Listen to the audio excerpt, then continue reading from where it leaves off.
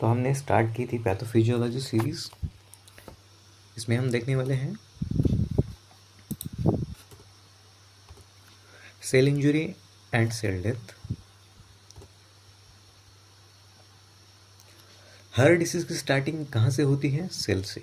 अगर cell injured है तो ऑर्गन फेल होगा, डिसीज़ डेवलप होगी। आज की वीडियो में हम समझेंगे सेल इंजरी क्या होती है, रिवर्सिबल और इरिवर्सिबल इंजरीज देखेंगे। सेल डेथ के दो मेन टाइप्स, नेक्रोसिस और अपोप्टोसिस को देखेंगे, और साथ ही इम्पोर्टेंट ड्रग्स एंड टॉक्सिन्स जो सेल इंजरी कॉज करते हैं वो भी देखेंगे। तो चलिए वीडियो को स्टार्ट करते हैं।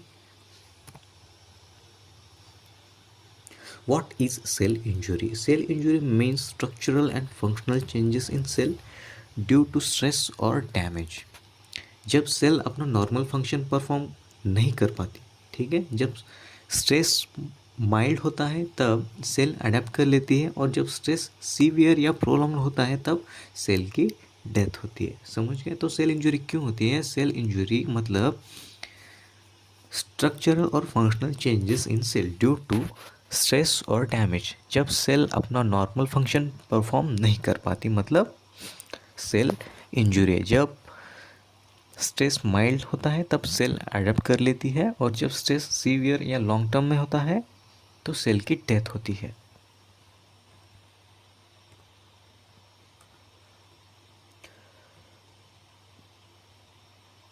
अब देखेंगे कॉजेस ऑफ सेल इंजरी, बहुत इंपॉर्टेंट है। First one, hypoxia, ischemia, most common causes है ये। देन फिजिकल एजेंट्स, हीट यानी radiations, chemical agents and drugs, infections, immunological reactions, genetic defects, nutritional imbalance. Exam tip, hypoxia most common cause of cell injury. ठीक है, यहाँ पे मैंने causes of cell injury mention की हुई है, पॉज करके देख लीजिएगा। तो चलिए आगे बढ़ते हैं। Mechanism of cell injury stepwise देखेंगे। फर्स्ट मैकेनिज्म है एटीपी डिप्लीशन, यानी माइटोकॉन्ड्रिया डैमेज होगा, डिक्रीज इन ऑक्सीडेटिव फास्फोराइलेशन होगा, देन सेल एनर्जी फेल्योर होगा। स्टेप 2 में माइटोकॉन्ड्रियल डैमेज होगा तो साइटोक्रोम सी रिलीज होगा, अपोप्टोसिस ट्रिगर होगा। स्टेप 3 में कैल्शियम इन्फ्लक्स होगा, increase in intracellular calcium ions, then activation of enzymes यानी protease and phospholipids. Fourth step में क्या होगा? फ्री रेडिकल फॉर्मेशन होगा, इसमें ROS damage proteins, lipids and DNA। Membrane damage होगा फिफ्थ में, से कॉज करेगा cell swelling, leakage of enzymes. तो ये थे mechanism of cell injury. First one में ATP depletion, mitochondrial damage, then calcium influx, then free radical formation and then membrane damage. तो damage हुआ तो लीकेज ऑफ एंजाइम्स यानी cell की injury यानी सेल की death.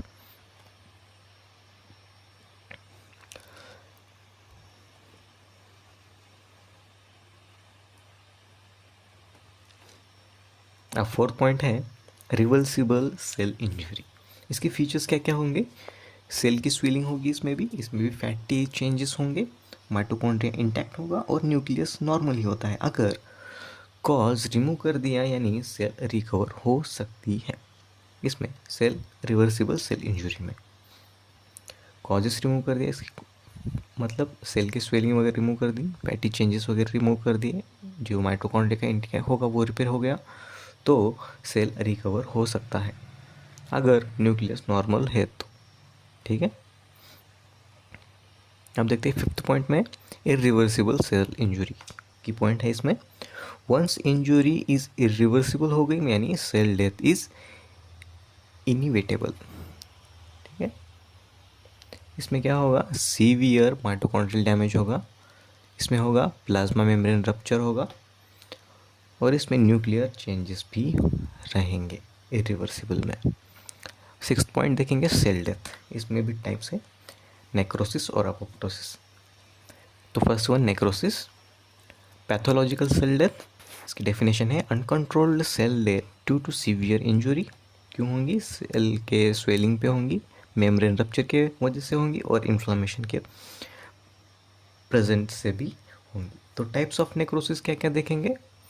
कोआगुलेटिव, liquefactive, caseous, fat necrosis और गैंग्रेनियस।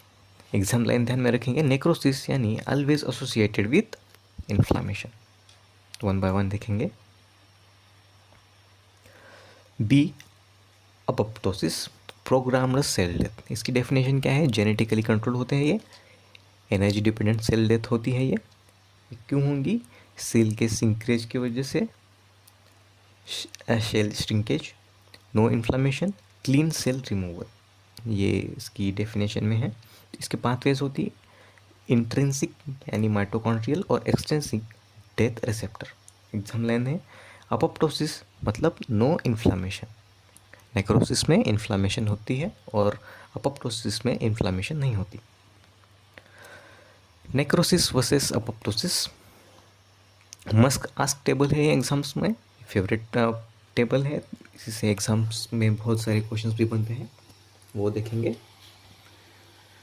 Features यहाँ पे मैंने मेंशंस किए हुए हैं नेक्रोसिस और अपोप्टोसिस की। तो नेचर होगा नेक्रोसिस में पैथोलॉजिकल और अपोप्टोसिस में क्या होगा? फिजियोलॉजिकल नेचर होगा। सेल की साइज नेक्रोसिस में स्वेलिंग होगी और अपोप्टोसिस में क्या होगा? श्रिंकेज होगा।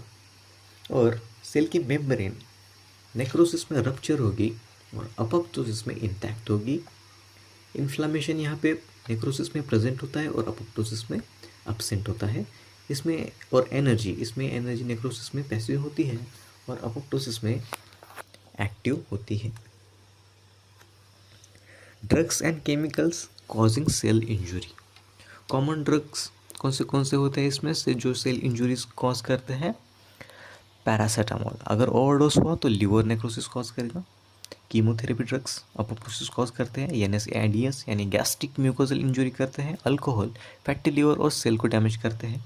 टॉक्सिन्स, इसमें सबसे ज़्यादा टॉक्सिन्स कौन से होती है? कार्बन टेट्राक्लोराइड, साइनाइड और हेवी मेटल्स, ये ज़्यादा टॉक्सिन्स हैं जो कि सेल इंजुरी के लिए बहुत बड़े कॉजिंग एजेंट्स हैं। एग्जाम टिप्स ध्यान में रखेंगे। पैरासीटामोल जो टॉक्सिसिटी करेगा, हेपेटिक सेल न्यूक्रोसिस यानी लीवर सेल्स के नेक्रोसिस करेगा लीवर में। क्लिनिकल इंपॉर्टेंस देखेंगे।